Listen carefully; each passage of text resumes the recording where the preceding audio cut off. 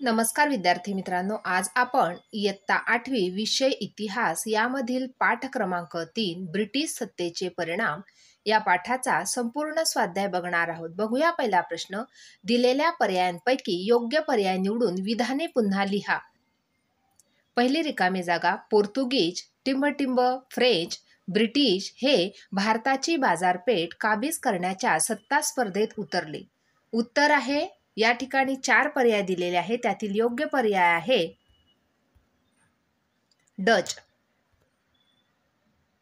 दुसरी रिकामी जागा. 1802 मध्ये टिंबटिंब पेशव्याने इंग्रजांशी तैनाती फौजेचा करार केला. या ठिकाणी सुद्धा 4 पर्याय दिलेले आहे. या 4 पर्यायांपैकी योग्य उत्तर आहे दुसरा बाजीराव. तिसरी रिकामी जागा.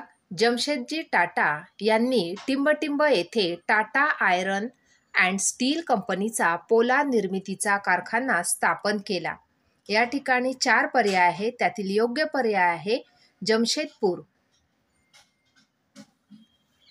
प्रश्न क्रमांक 2. पुढील संकल्पना स्पष्ट करा. पहिलं, मुलकी नोकरशाही. उत्तर, राज्यकर्त्यांना राज्यकारभार करण्यात मदत करणारी सरकारी पातळीवर जी यंत्रणा उभी केलेली असते तिला मुलकी नोकरशाही असे म्हणतात.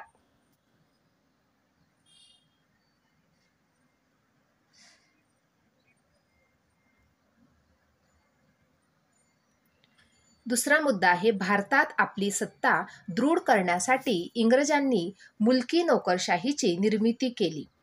तिसरं, प्रशासनाच्या सोयीसाठी आपल्या ताब्यातील प्रदेशांची जिल्हावार विभागणी करून जिल्हाधिकारी हा शासनाचा प्रमुख नेमला. चौथा मुद्दा, नोकरशाहीसाठी नियम घालून देण्यात आले. मुलकी नोकरशाही हा इंग्रजांचा भारतातील प्रशासनाचा महत्त्वाचा घटक व प्रमुख आधारस्तंभ बनला.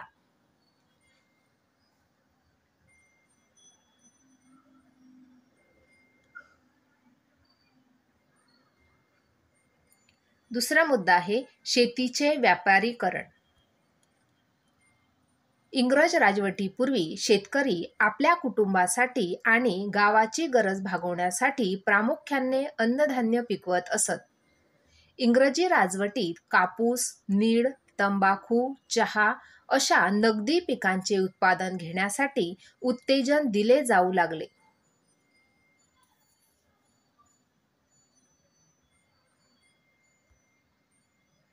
अन्नधान्याच्या लागवडीपेक्षा नगदी पिके ही नफा देणारी पिके होती. नफा देणाऱ्यांच्या या नगदी पिकांना हे जे महत्त्व दिले जाऊ लागले त्यालाच शेतीचे व्यापारीकरण असे म्हणतात.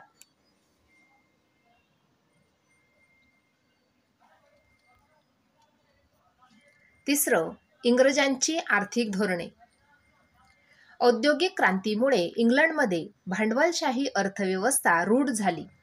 दुसरं, जमिनीची मोजणी करून जमिनीच्या क्षेत्रानुसार शेतक्षेत्राची आकारणी निश्चित केली.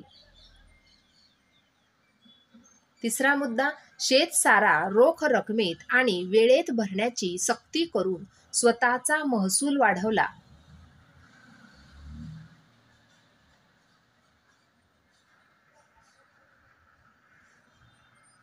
नफा मिळवून देणारी व्यापारी पिके घेण्यावर भर दिला. तसेच इंग्लंडमधून भारतात आयात होणाऱ्या मालावर कमी कर तर भारतातून इंग्लंडला निर्यात होणाऱ्या मालावर जबरदस्त कर आकारले. प्रश्न क्रमांक 3. पुढील विधाने सकारण स्पष्ट करा. त्यातील पहिलं, भारतातील शेतकरी कर्जबाजारी झाले. उत्तर, शेतसारा धान्याच्या रूपात न भरता रोख पैशांच्या स्वरूपात भरण्याचा नियम सरकारने केला. दुसरं, रोखीने शेतसारा भरण्यासाठी शेतकरी मिळेल त्या भावाने धान्य विकू लागले. व्यापारी व दलाल शेतकऱ्यांची अडवणूक करून वाजवीपेक्षा कमी दराने माल खरेदी करत.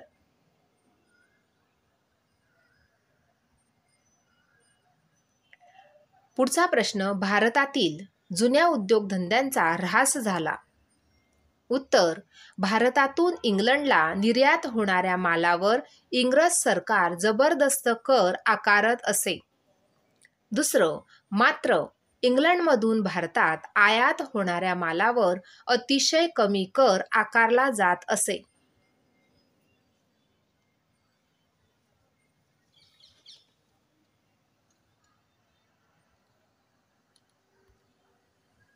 इंग्लंडमधून येणारा माल यंत्रावर तयार असल्याने त्याचे उत्पादन मोठ्या प्रमाणात होत असे. यंत्रावर तयार होणारे हे उत्पादन भारतीय उत्पादनापेक्षा स्वस्त असल्याने त्यांची विक्री अधिक होत असे. परिणामी या स्पर्धेत भारतीय उद्योगधंद्यांचा टिकाव न लागल्यामुळे त्यांचा ऱ्हास झाला.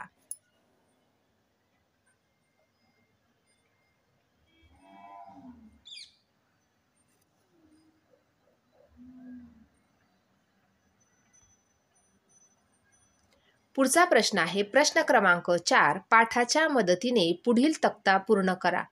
या ठिकाणी व्यक्ती आणि त्यांची कार्य आपल्याला लिहायची आहे. पहिली व्यक्ती दिली आहे लॉर्ड कॉर्नवॉलिस. यांचे कार्य आहे बघा, या प्रकारे आपण उत्तर लिहिणार. भारतात नोकरशाहीची निर्मिती केली. दुसरं दिलं आहे लॉर्ड बेंटिक यांनी सतीबंदीचा कायदा केला. पुढचे आहे व्यक्ती लॉर्ड डलहौसी. दत्तक विधान नामंजूर करून संस्थाने खालसा केली. पुढचा आहे William Jones. Asiatic Society of बंगालची स्थापना केली.